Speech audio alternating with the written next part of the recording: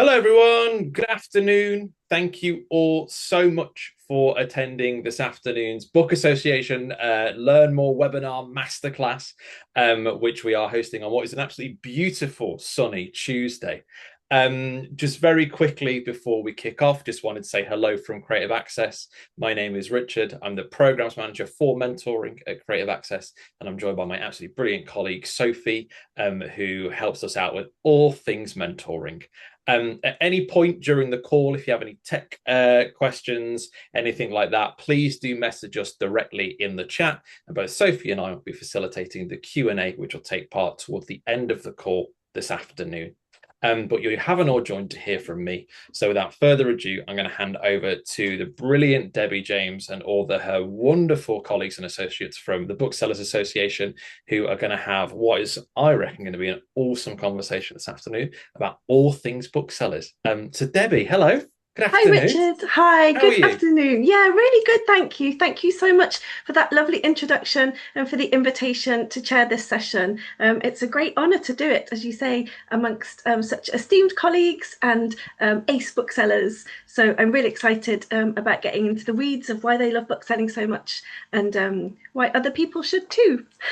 So we'll just do some quick introductions before I pose some questions and we have a nice chat around the subject. So yes, my name is Debbie James. I'm the founder and manager of an independent bookshop in the English Midlands in Leicestershire called Kibworth Books. So in a small-ish village, or sometimes they call it a mega village, a population of 7,000, and we have a generalist bookstore here in the village with a very large children's section as well. Actually, 25% of our bookshop is children's books. We take that very seriously. We run lots of events, and we have been here on the high street of the village for nearly 17 years now. Okay, so let's carry on with the introductions. Darran, could I ask you to introduce yourself, please? Yeah, thanks, Debbie. My name's Darran. I am the owner and manager of Bookhaus, which is an independent bookshop in the centre of Bristol. We've been open since August 2021, so coming up for 5 years now. And we're sort of a general independent bookshop, but with a kind of focus on kind of political radicalism, which I can get into in more detail. Thank you, great. And Uli, you're next on my screen. Hello, everyone. My name is Uli, and I am the manager of Gaze the Word Bookshop, which is urban bookshops located in central London in the Bloomsbury area. Gaze the Word was founded in 1979 by a group of sort of left-wing socialist lesbian and gay activists to have a kind of UK version of bookshops that pre-existed in the States in cities like New York, which centered the queer, lesbian and gay trans experience at the center of the curation of the bookshop space. I've worked here for 20 years and I took over as manager about a year ago. Nice to meet you all. And Ed's next on my screen. Hello, everyone. Thank you so much for having me. I'm Ed. I, up until recently, was the manager of the Waterstones in Hampstead, but I've done a whole host of jobs in my time since being with the company in 2019. Formerly, I used to order the books in what we called an area commercial support role in our shop in Gower Street in Bloomsbury, very close to Uli's bookshop. And before that, I worked in Foyles. Currently, I work in a role in our shop development area of the business, so looking to improve our bookshops every day. So whether that's the structure of them or whether that's the books inside, getting to lots of different places. But primarily at the moment, I'm in the Blackwells on Broad Street, which is an amazing shop. And that leaves Sanchita. Welcome. Hello, hello. Very nice to meet you all.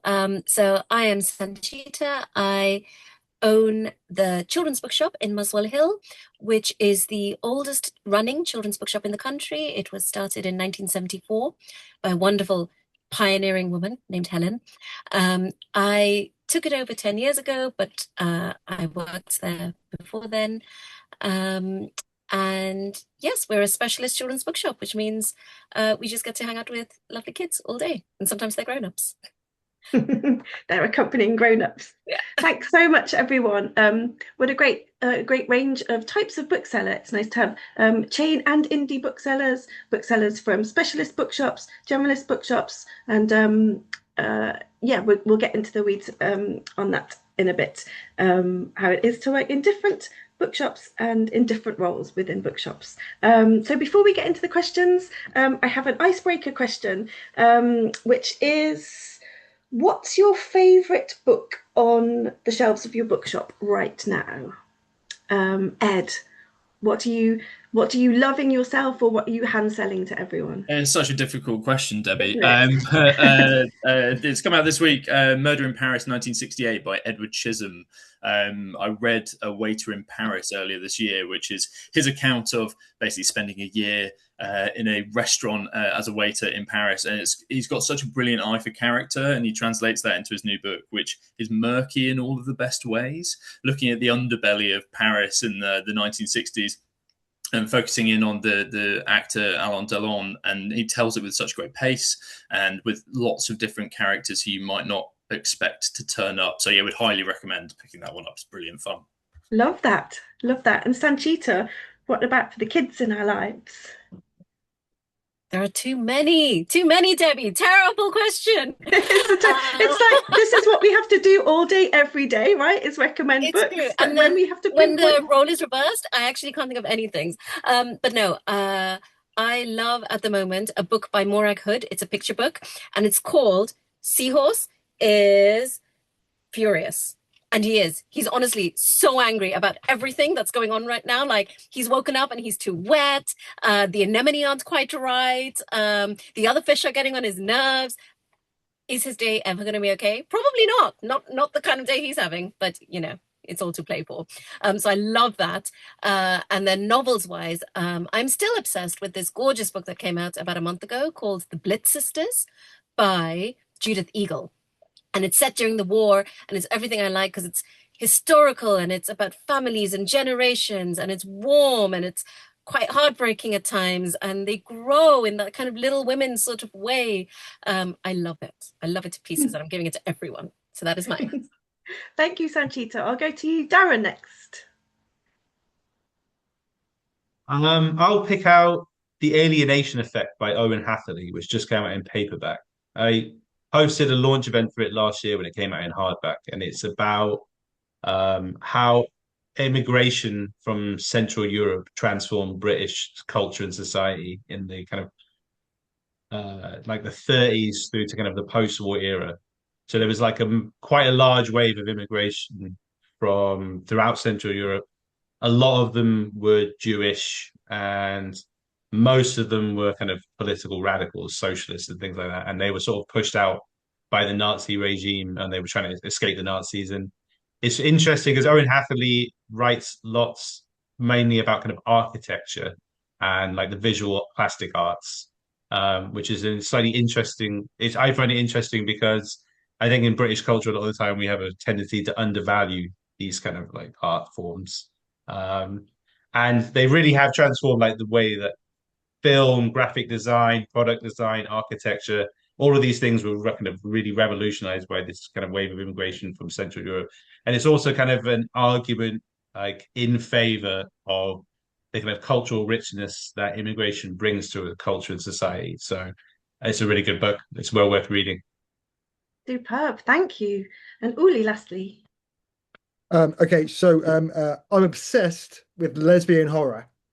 Don't ask me where this started, but I'm obsessed with lesbian horror. I'll take bisexual at a stretch, but lesbian horror is where it is at. So yeah, kind of, there's always been a relationship between the queer and the uncanny and the gothic.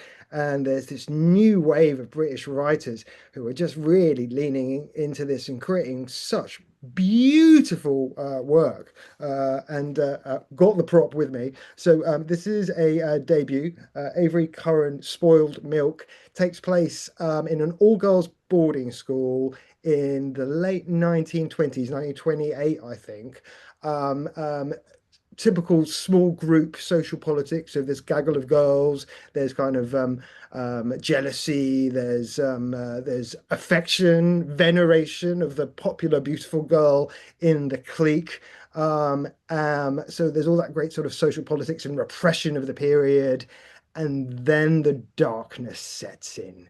Then the deaths ensue, the murders ensue, and it becomes apparent to this group of teenage girls that in order to solve these mysteries, they can't rely on the adults around them who don't seem to have a clue. They're going to have to work this out for themselves.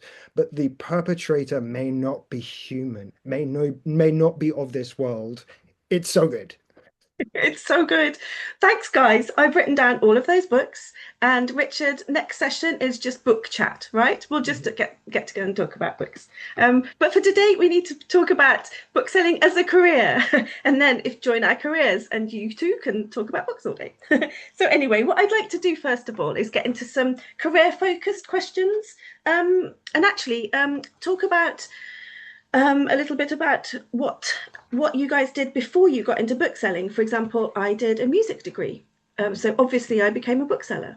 And yeah, so let's ask you guys what you did. I think we want to show that whatever sort of path you choose to walk, you too could end up being a bookseller. So Ed, it sounds like you've been in bookselling a while. Did you start there, or did you have a previous career? No, I don't. So I did a history degree, and throughout that time I worked in cafes, bakeries, and had the best time. And from there, found myself increasingly spending time in bookshops, more and more and more. And then when I left university, I thought it was a pretty obvious thing to then go and do. So yeah, in short, yeah, I did a bit of alongside working in that kind of customer facing role in a bakery. I was doing a bit of freelance work, copy editing and whatnot, but it was very specific copy editing. There was nothing particularly high flying. It was for a very small publisher. So yes, a little bit of book related industry bits, but then also just a lot of time in coffee shops and bakeries. Great stuff. Also helping perhaps with the retail side of stuff. Yeah. Sanchita, you mentioned that before you owned the bookshop, you were an employee at that bookshop. Is that where your career started? Straight away in bookselling? Pretty much. I've only ever had one real job all my life, and it is where you see me right now in this bookshop. I think I might have been born here, maybe in another version of myself. Actually, I was, spiritually at least. What was I saying? Yes. I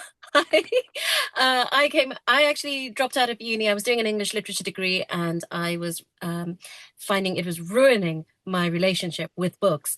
And I thought I was never, ever going to be able to read a book again in my life, which was terrible and horrifying to me. And I really, really miss London, because I'm a born and bred Londoner, and where I was not at all London. So I missed everything about what I was before. And I knew I had to get back to books. And I thought actually the thing that had kickstarted my love for books was children's books. And it had dominated my entire life. So I had to get back. And I thought I'll try and get a job in publishing. But in the meantime, I just want to immerse myself in everything that makes me feel safe and good about life. And, you're 21, you're feeling pretty low anyway. So I wound up here, and it was absolutely that. It was completely my world. It made me feel safe and warm and nourished. And I learned so much about the new changing landscape of children's books, but also I was able to spend time with the things I had loved as a child. It was the best of all possible worlds. I learned all about picture books, which I didn't know anything about really. And then I stayed. Whatever happened to those funny dreams about going into publishing? Instead, I just found the longer I was at the bookshop, the more I was creating connections with the local area, with all the local networks and the schools. I was forming real bonds with all the customers. I just loved it. I loved it so much. And eventually the then owners wanted to sell the bookshop. And so it was up for sale for a couple of years, and I thought, okay, well, I'll wait for you. It's been a couple of years I've been here, but I'll wait for you to sell it. I'll make sure it's in good hands, and then I will move on and do whatever next is supposed to be happening in my life. And we waited, and some people made offers, some very good people made offers, but none of them seemed quite right to the owners, or, well, it was nothing to do with me, right? I just was waiting for it to go properly. And eventually the wonderful owners turned around and said to me, I think maybe you should take the bookshop. And so I did. It was an extraordinary leap of faith, because I really wasn't that, I was sort of more or less the same as I am now, which is a fairly silly 20-something-year-old. But I think it was so obvious how much I loved everything. And also I was bothering the owners, I'm going to say once a month, with ideas for the bookshop. So yes, that's how I wound up having a bookshop. Wonderful fate. Same job, more paperwork. And Darran, you mentioned Bookhaus is coming up for its 5th year. What were you up to before you managed Bookhaus? Well, I kind of worked in various kind of catering and bar roles and stuff like that when I was at university. And then I managed to get a part-time job at Ottokar's, which was a chain that used to exist. And I was at the Putney branch while I was studying English literature. And then after that, I went to Books, etc. in Wandsworth, and then Books, which was a chain that used to exist, which belonged to Borders. And then I was at Books, etc. in Oxford Street, and then Waterstones bought the shop, and then I ended up going into a buying role in Borders head office, starting out in children's books, and then going into non-fiction books until Borders kind of collapsed, or was going to collapse after it was being bought out by private equity. And then I went to Glasgow Chrysis, and I did the buying for the books that you would see in HMV and FOP and Virgin Megastores and places like that for a year. Then I left there and I ended up going to the Royal Academy of Art in London. I ended up being the book and print buyer for them for a few years. And then I left there and I thought the book industry was collapsing because everyone was buying their books on Amazon or in supermarkets, and everyone was just playing Snake on their phone or reading the Metro or something. So I thought books are finished. So I went and started working in a craft beer bar, and I ended up working craft beer pubs for a few years, and then craft beer breweries for a few years, like running events eventually. And then I got very involved in politics, and I was really involved in the Labour Party, and I was in kind of a Labour Party council candidate. And I was just very involved in kind of political organizing. And then I met these people through the process of political organizing in Bristol. And then after knowing them for a couple of years, they said, "Oh, we want to open a bookshop in Bristol and we want you to run it."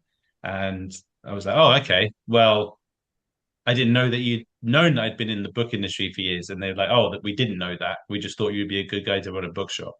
So, and I didn't know that they owned bookshops. So it was just kind of like out of the blue.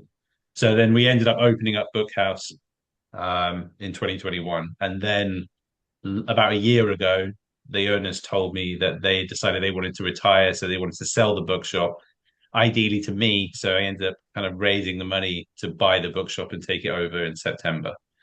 So basically, I've been in books most of my career, but there was a few years where I was mainly working in craft beer and then being involved in political activism before coming back to books. And I love how you somehow exuded bookseller vibes to these people, just somehow came from you. And Uli, lastly, we'll go to you. It sounds like you've been in bookselling a long time, definitely at Gaze the Word. But did you have any other experience of other industries, or perhaps sort of, I don't know, side hustles alongside your bookselling career? Yes, so prior to getting involved in bookselling, I mean, I've done some terrible jobs. I worked for an appalling estate agent for a while. If you're interested in being an estate agent, good for you. Wasn't for me. I think my first kind of like Saturday job was when I was like 15, and I worked in an organic health food shop in West London. I too have worked in a lot of bars. I mean, I think basically I kind of worked out pretty early on that I wasn't a very interesting person. And I thought to myself, well, how can I expose myself to people who actually have a personality, in the vain hope it might rub off on me over time? So I thought, let's go to interesting venues. Let's go to art galleries. Let's go to theatres. Let's go to these sort of performance art spaces. And the easiest trajectory into those was through bars. So I tended to work behind the bar, and then I got familiar with the front of house staff. So I started doing some ushering in spaces like that, and in venues like, do you remember the Riverside Studios that used to be down in Hammersmith, and then some other theatre spaces as well. Then I came to work at Gaze the Word. I'd previously worked in Waterstone, so you'll see that trajectory and that narrative, quite a lot of people working for a chain and then maybe migrating into the independent ecosystem, the independent bookshop ecosystem. When I first started at the shop, things were not good. I was given the job and basically sat down and told, congratulations, the shop's going to be closed in 6 months because we're out of money. Sorry. That was kind of how, that was my baptisms of fire into Gaze the Word. So part of working here, the task of working here was to improve our visibility to our community. So then I figured, how can I help do that?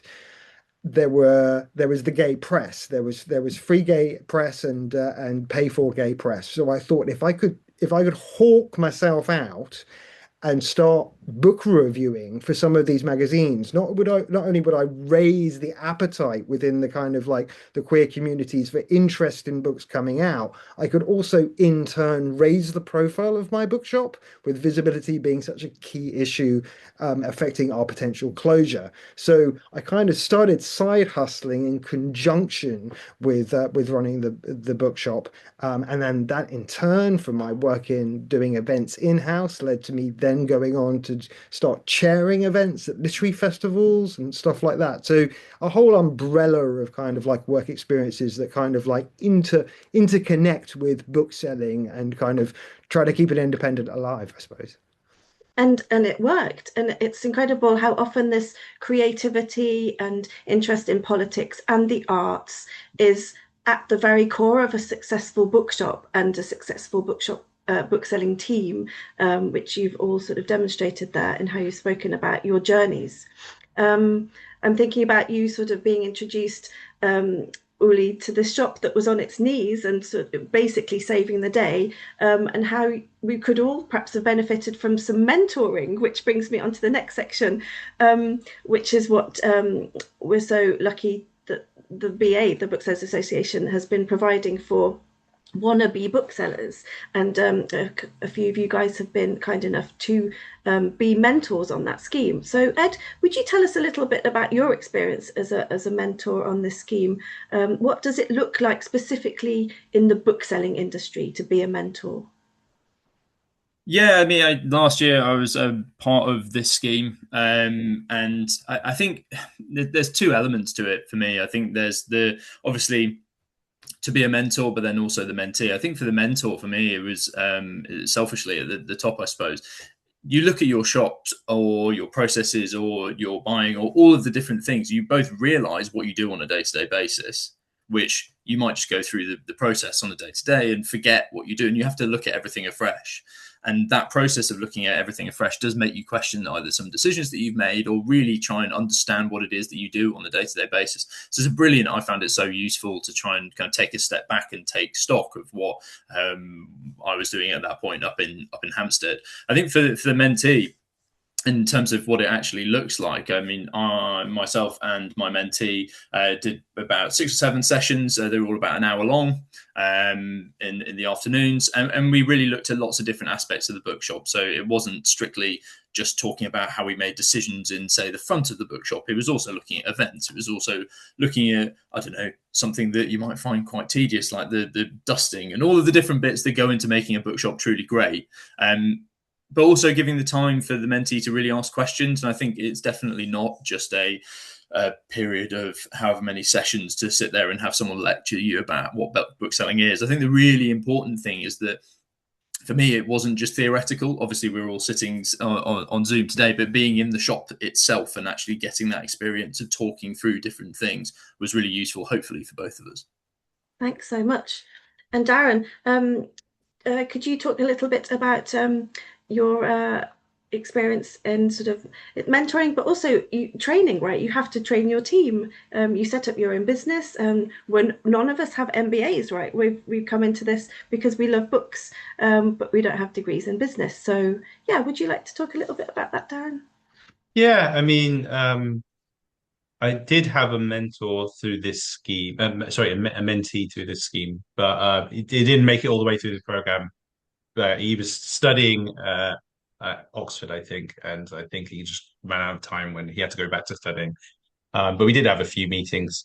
But in the course of running this shop, like we opened up in August 2021, none of the other initial employees had any book selling experience. I had conducted the interviews to decide who to hire alongside the previous owners. And we kind of chose people on the basis of, did we think they had a nice, pleasant, outgoing personality, a manner about them? Did we think they were interesting to speak to? Could they talk to us in an engaging and interesting way about books? And then you can learn the skills of book selling kind of on the job and from the ground up. It's really kind of like a practical skill that you learn in a kind of iterative way. So like at the beginning, since we were all new, and I knew sort of newly returned to the industry after like 5 or 6 years out of it. There were some things that there were lots of things that were different from when I was in it before. So you kind of like learn on the job. We sort of had an idea about what kind of bookshop we were going to be, but you find out it kind of evolves over the course of time. Like we sort of had a kind of idea, a conception of who our customers would be, but it evolves over time. And then basically you kind of bring out the skills and experience of your team gradually. You will find that people have lots of skills that you don't have, and that's part of the process of kind of managing and mentoring people, is learning from them as much as they kind of learn from you, because they've got skills and experience that you don't have. So it's a kind of two-way exchange.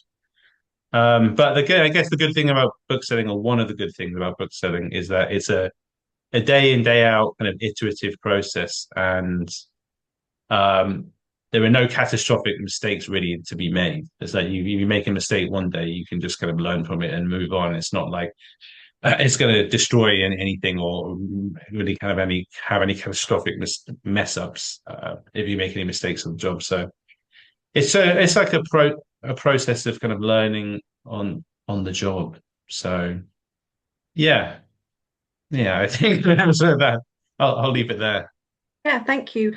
What a brilliant insight. You're right that we're in quite a safe industry here, relatively, all things being equal, regarding mistakes and training, and just sort of being allowed to grow and become the type of bookseller you want, the type of person you want. Uli, you just said, I can't, in fact, ever imagine you not having a big personality or being an interesting person, but you said you needed to sort of soak up culture and be around other people who could perhaps teach you to be interesting. But it seems like you were allowed to just grow and become the bookseller you needed to be in this space. Have you been able to then pass this on in a sort of mentoring type way, or a way to train your co-workers now, since learning the ropes sort of on the hoof, really, like you did? Yeah, I would say so. I mean, I know it was weird when I first came into the shop. A lot of my elders, a lot of the people who'd been involved in the shop for a long time, I think were just in a place where maybe they couldn't see the wood for the trees with regard to what the solutions could be in order to re-energize the fortunes of the bookshop. So actually, in that circumstances, my naivety and my lack of experience was actually my asset, because I didn't see what needed to be done through a prism of fear. I just saw it full of possibility. And what I did to achieve that is I just reached out to the most intelligent person I knew, who was a gentleman called Tim Tiemann, who at that point was the arts correspondent for the Times, and also a customer and a loyal supporter of the shop. I reached out to him. I kind of briefed him on what the problem was, and we went for a coffee, and we basically devised a strategy to kind of save and shore up the shop between us in half an hour, and I basically went away and did everything on that list, and it worked. It was a combination. Oh, sorry, I've lost my. I've got lights on a timer, and I've been turned off. So it was a combination of kind of it's a combination of kind of like, just trusting your own instinct, and then also utilizing the knowledge and experience of potential mentors around you, whether or not that's within the framework of your own organization or outside people who you have the opportunity to interact with and learn from. I mean, the beauty of bookselling is you never stop learning. It's lifelong learning. It's lifelong discovery. And that comes in the form of books, sure, but also in terms of the people that you have the privilege of meeting. And that thirst for knowledge and sharing and discovery and possibility becomes kinetic in your personal and professional life. It is the most beautiful journey. Yeah, for sure. And I love that angle of sort of flipping it on its head. If there's people on the call today thinking about becoming a mentee, actually it enables you to have that freedom to ask those questions. What sort of person do I want to be? What sort of bookseller or which sort of industry do I want to excel in? You've got that freedom as mentee status already, and it can just be unlocked by being partnered with a mentor. So lastly, on this question, Sanchita, in sort of what do you look for in a sort of fledgling bookseller? I love that term, fledgling bookseller. It's always just someone who wants to hang around books and wants to be around people and children and has boundless enthusiasm and curiosity and energy and is taller than me to reach the top shelves. But I think it's true that you're just constantly in this role, just looking after everyone who comes your way. And for some people, bookselling may not be their entire life, but you come away with, I think, some of the happiest times of your life. Even if you decide to move on from the bookshop, people always remember their time in our bookshop really fondly, and they'll go on to roles in publishing or roles as writers. There's always writers and illustrators who want to work with you, and that's wonderful. So then you spend as much time as you can introducing them to the right people and showing them everything you can for as long as you can in that time you have together, in the hope that we're all going to continue working together in lots of different ways. Everything is connected.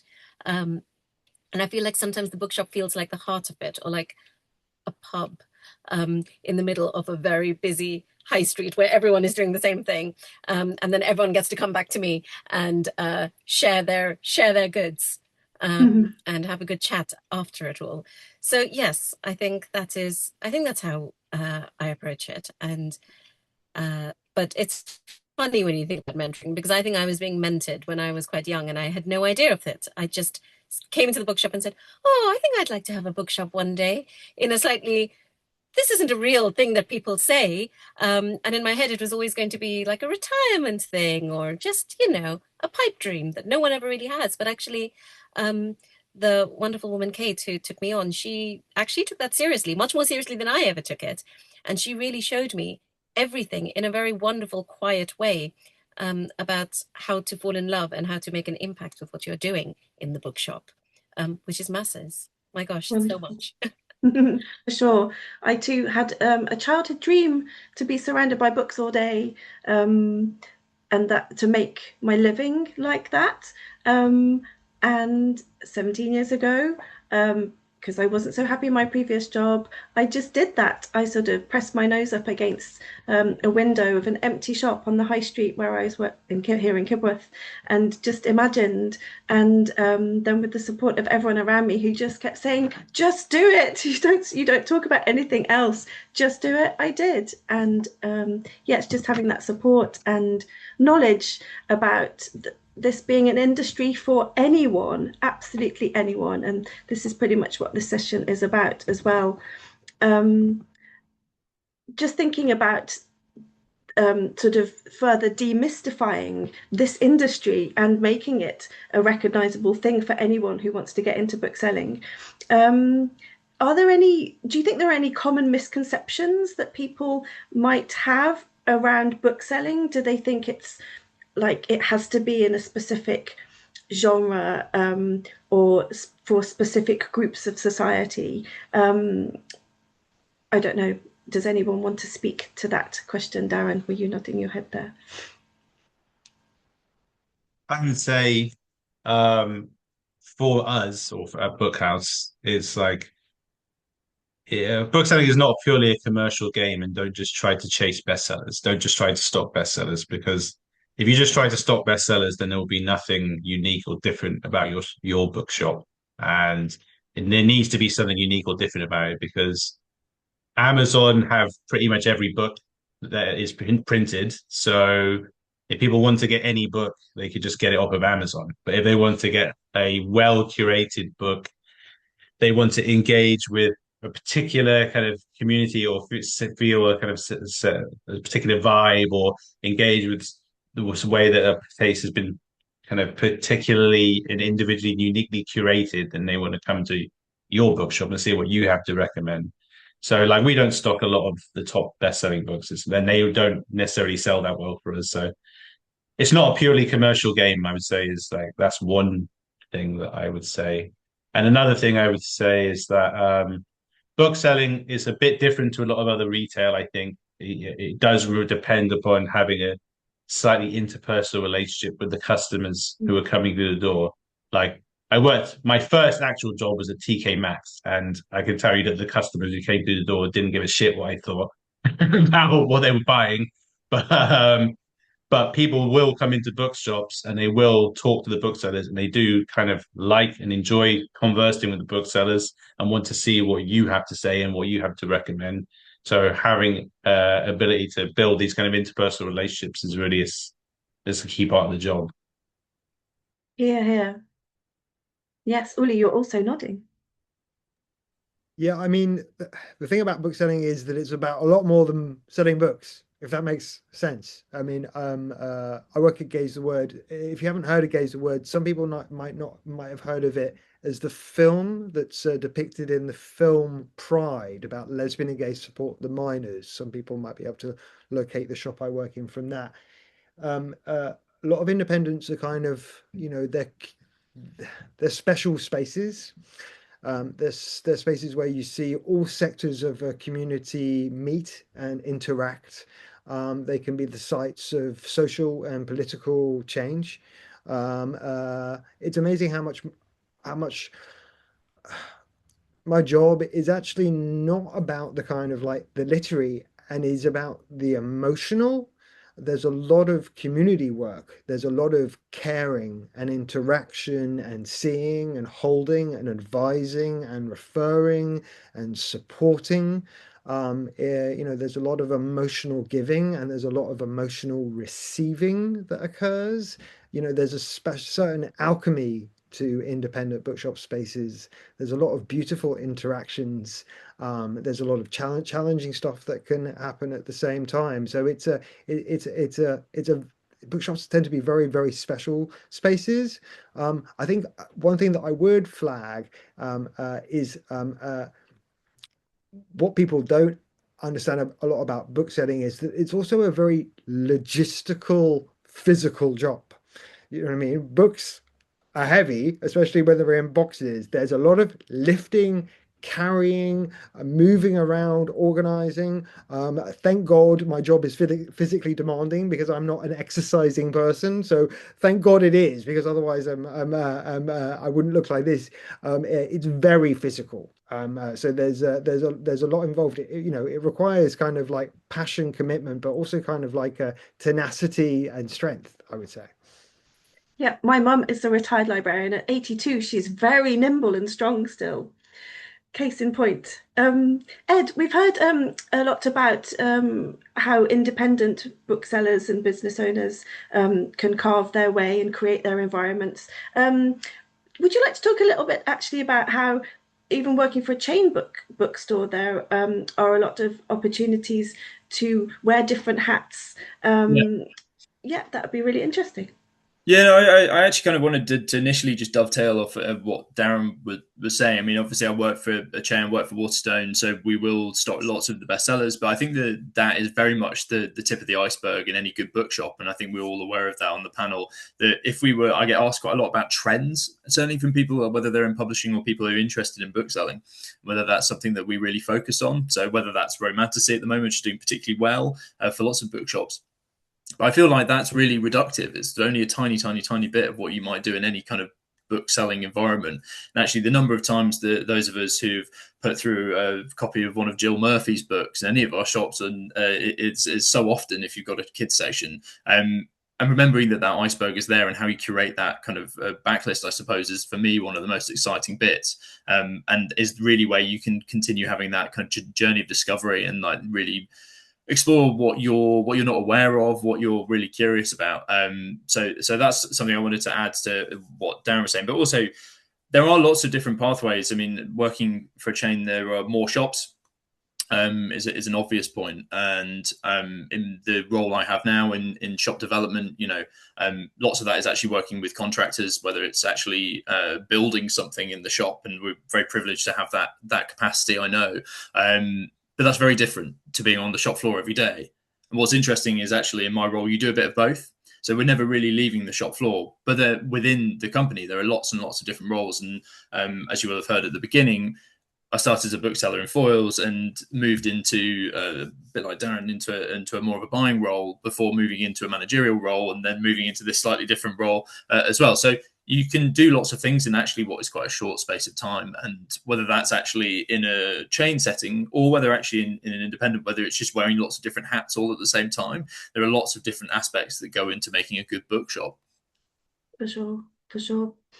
And Sanchita, what does this look like for a children's bookseller or someone who would like to work in children's bookselling? Is there anything that they should any myths that should be debunked before they get into it?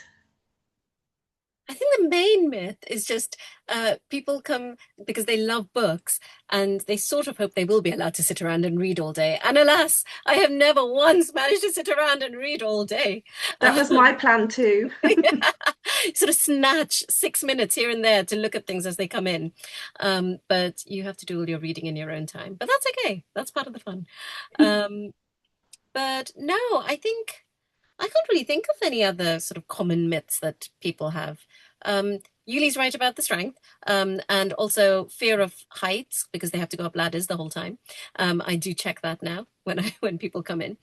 But mainly, I think people come to bookshops because people want to work in a bookshop because rather than necessarily knowing the ins and outs of it, I'd be shocked if someone did, unless they did come from a previously bookselling background. But I very rarely go for people with the bookselling background, actually.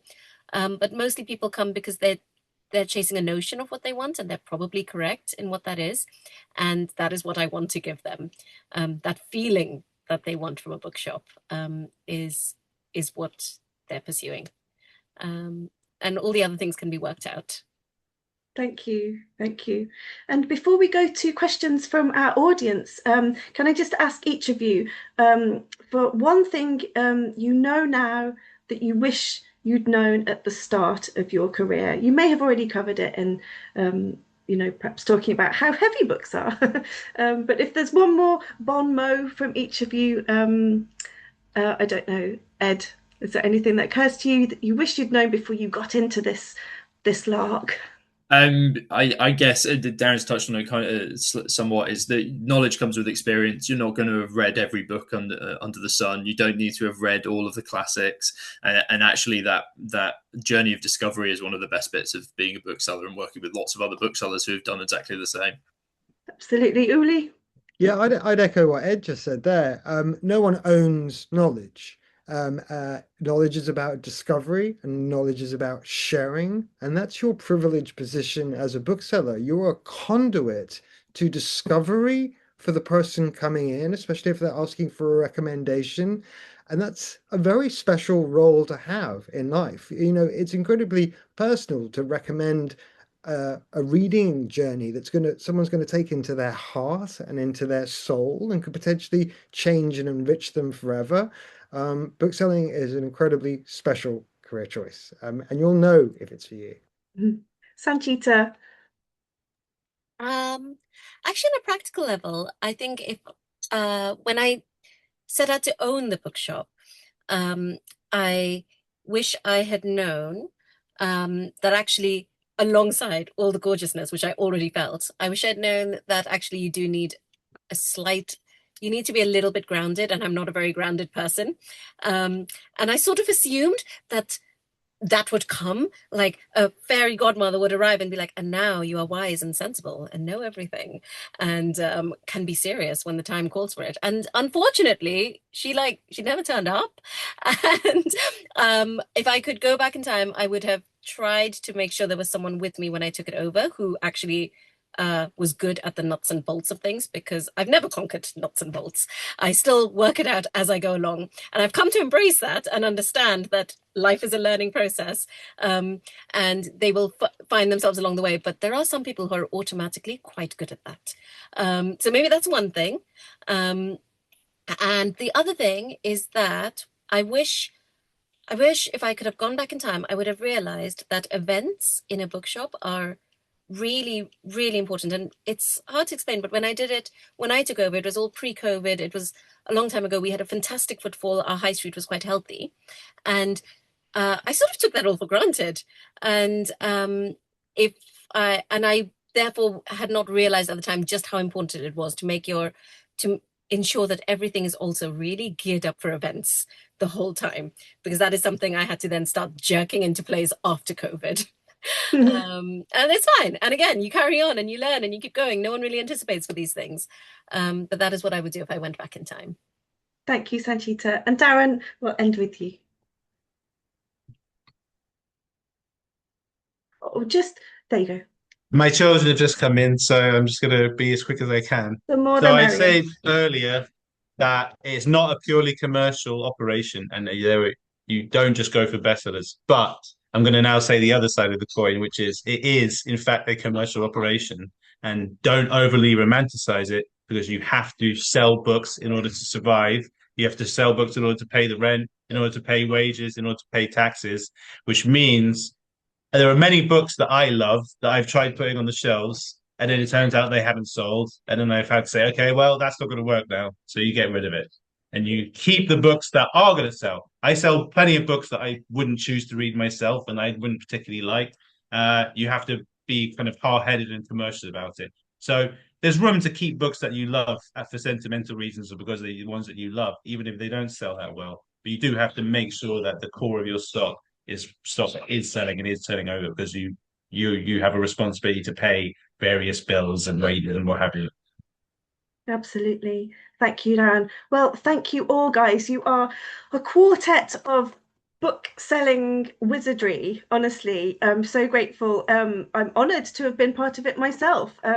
So thank you. My heart is full, honestly. What a wonderful chat. We were saying beforehand, let's just pretend we're down the boozer. And it felt a bit like that with 103 of our closest friends who we can't see, unfortunately. But anyway, it's over to those 103 of our closest friends now. Richard, if you'd like to open the floor up for Q&A. Absolutely. Thank you so much, Debbie. And thank you for chairing as well, Debbie. What was an absolutely brilliant, wonderful, insightful conversation, chaired beautifully as well by yourself. So thank you so much. I wish we could do another hour, but we've got a time limit today, folks. And also, I'm sure everybody wants to go and get a bit of sunshine as well before the end of the day. In terms of the time we've got left now, we've got just over 10 minutes, and we'd love to invite questions from attendees today.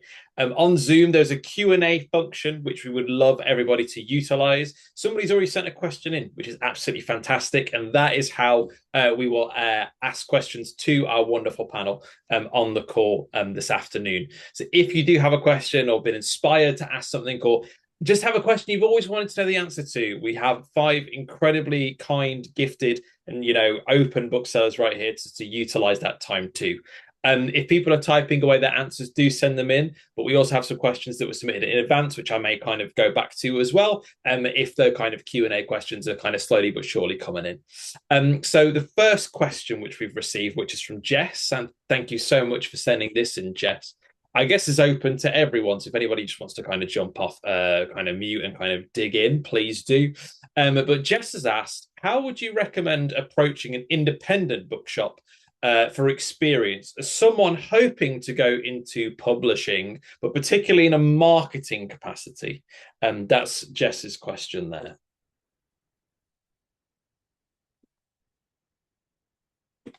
Yeah, I'll have a go. Come by on a rainy weekday when I don't want to do paperwork. Come and talk to a bookseller and chew their ear off. They will have 100 ideas and they won't mind a chat, probably, if they're not in the middle of a meeting. Just find them when they seem to have a spare 5 minutes, and they can encourage you along your way. And I think awesome. Thank you, Sanchita. I was going to say that's quite a good point to be upfront.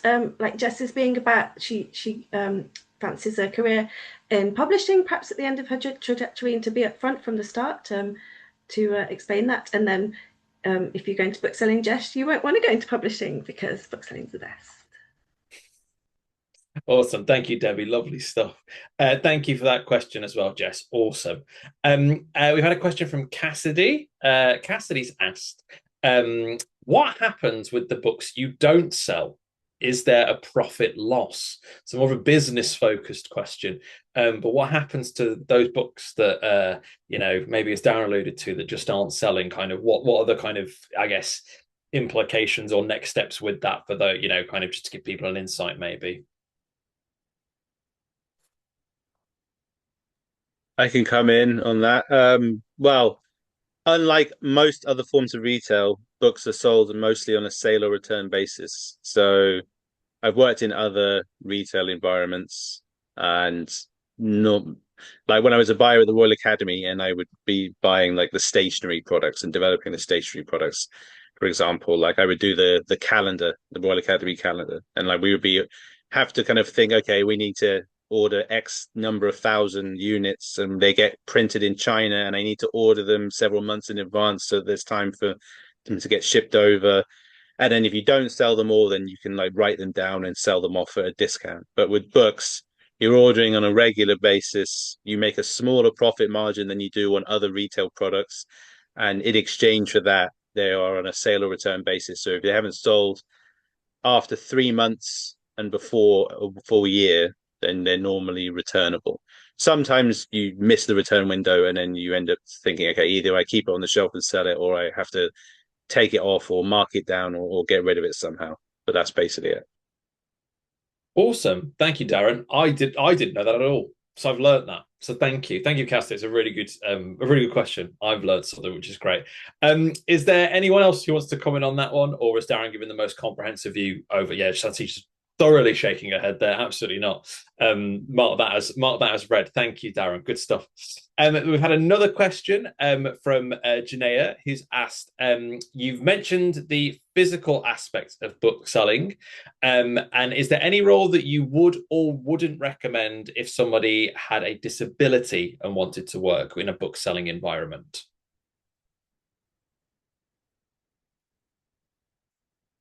I mean, I guess I'll come in on that. I mean, there are, I think the bookselling industry is an industry that can encourage and facilitate the careers of people with differing needs. It's a very inclusive industry in that regard. There are different roles that can be coordinated. So it really depends on what the kind of physical infrastructure of that bookshop is, for example, like in terms of space.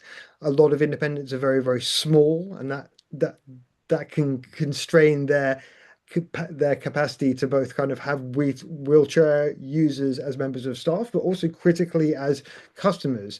So there are certain realities that have to be negotiated in relationship to that. But as an industry, in terms of its outlook and accommodation, there are lots of people who work in the bookselling field who are neurodiverse. And I think the philosophy is that we all bring unique gifts and insights into this marvelous industry, and all are welcome, and all have an incredibly important role to contribute. But my experience in terms of like the logistics of running the bookshop is definitely where possible. It's a physical job as well. Awesome. Thank you, Uli. Any more on that one?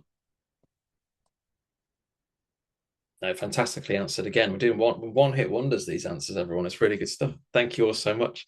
The next question is from Jamie asking, how can I reassure the employers of bookstores that I won't leave them as soon as a quote unquote better opportunity arrives? Is it worth taking my degrees off my CV completely? So those are kind of two separate questions, I guess. But from anyone's experience, how would Jamie go about reassuring that, they're not going to kind of get an opportunity and then bounce maybe 2-3 months later? What are your thoughts on that?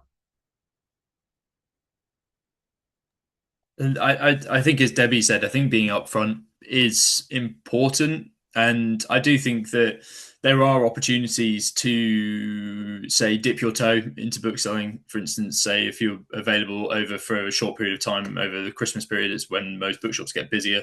And if it's something that you want to try, as opposed to something that you perhaps see a career in, they're being clear with that it is key. As Debbie says, I think that normally most of us wanted to dip our toe when we've ended up staying for a prolonged period of time. So see what happens. I think in terms of the CV question, I don't think that unless they aren't linked, and this could be me misinterpreting them, I don't think it necessarily is connected. I think that I would include exactly what you think is the right thing to include on your CV. I don't think there needs to be any kind of trickery. I think the key thing is, as Darran alluded to, is remembering that at the end of the day, it is a commercial enterprise, and actually, whilst you might love books, is actually understanding how you then go about selling them, and that's the thing that most bookshops are looking for. Absolutely, that's awesome, Ed. Thank you. And any more on that one at all?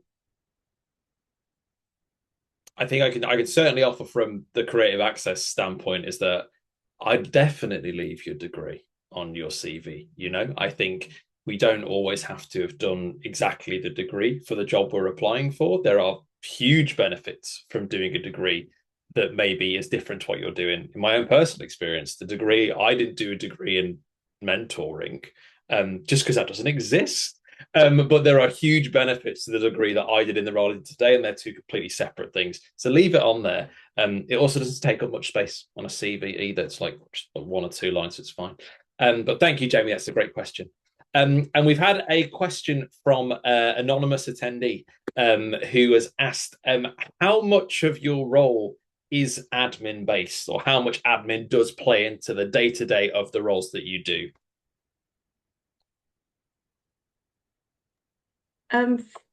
I think if you own the bookshop, I would say quite a lot. It depends what you sort of ship out. Accountancy. There are professionals who will help you with various elements of admin, but of course that takes chips away at the bottom line. I sort of love all that though, that stuff. That's my personality. I really enjoy it because it's all. I'm not sort of saying it's like just playing at shops, but I love it all. As I say, I'm that sort of person. It's all to do with the health of my bookshop. So I like to get stuck in, and I like doing back returns, and I love spreadsheets. But you don't have to be that sort of person to be a successful bookseller. This is just this bookseller saying, yeah, there's quite a lot of admin, but I really like it. Awesome. Thank you, Debbie. Is there anyone on the anti-Sanchita's hands going up? Is the anti-admin agenda coming in now, Sanchita? It sometimes feels like there's too much admin. If your personality is not carved out to love a spreadsheet, which mine isn't, what it means is that if someone else comes along and says, I love details, I love spreadsheets, I love organizing, oh, they are a treasure to me, and they have the job because I do it, but the spirit is not willing, is what I would say there. Fantastic. It's really important we get both sides as well. We get the pro and the anti admin on there. So thank you both. And then I think we've just got time. We'll sneak this one in as our last one that's just popped on there. Also from anonymous attendee, who's saying, when bringing into the people into the store, and I think this is from somebody who maybe is looking to enter the industry, or maybe applying to roles, applying to opportunities, and maybe getting to interviews or meeting people. Are there any hard no's or anything that does deter you from hiring a potential kind of somebody, a potential employee? Is there anything that is kind of like you think, you know, or maybe not that, or anything that kind of, you know, people could maybe avoid doing when applying for these opportunities? I mean, this isn't a direct answer, but I would read the bookshop that you're applying to work in. I would read it. I would look at their socials. I would look at their website. Ideally, I would visit the shop, be present, interact. Maybe the first time you come in, don't even inquire about work, experience it as a customer. Be enthusiastic about what you discover there. Feel a sense of connection, and if it doesn't necessarily exist with Bookshop, hey, keep on looking, keep like explore different bookshops and find the right fit for you. I think that's really, really important. I think you also need to appreciate that quite often these are small teams, and the people in them are overstretched, and it's very, very intense. So if you come in and you want to have a conversation, for example, about whether or not there's any possibility of volunteering or working in there, and you can sense it's not the right moment, trust your instinct on that. Be prepared to go away and come back and find the moment that does work. That will count for a lot. Awesome. That is a fantastic answer. Thank you, Uli. Anyone want to attempt to go near that one, or are we going to mark that one as red? No, it's going down well in Darren's household answer. Brilliant stuff. Awesome. So that kind of brings us today to everybody to time for this, what has been an incredibly wonderful and insightful webinar. I've absolutely loved it. I firstly just want to say thank you so much to all of our panel for taking time out of their day, for sharing their wonderful insights, their humor, and I feel like I've learned a huge amount. So thank you all so much for that. And also just a special shout out to the booksellers, you know, for curating this panel as well. Like, it's a really fantastic panel that we've put together here, and I really, really enjoyed it. In the chat right now, I'm just going to post a link to our opportunities board, which is where you can find the application form to apply for the Booksellers Mentoring Program for 2026. Hopefully from this call, you've had lots of wonderful insight and lots of little kind of gems and bits that you can pop into applications if you're going to consider applying for the program. And also, if you do apply, please mention that you've come along to this webinar, because we'd love to read that as well. But I will just once more say thank you so much to our panel. Thank you, Debbie, Darren, Ed, Uli, and Sanchita. It's an absolute pleasure. I've loved it. I've had a great time. But I think we all deserve a bit of sunshine and to enjoy our evening now. So I'll just once more say thank you all. Have a wonderful evening. And if you apply to the Bookselling Mentoring Program, best of luck with your application. Thank you so much, everyone.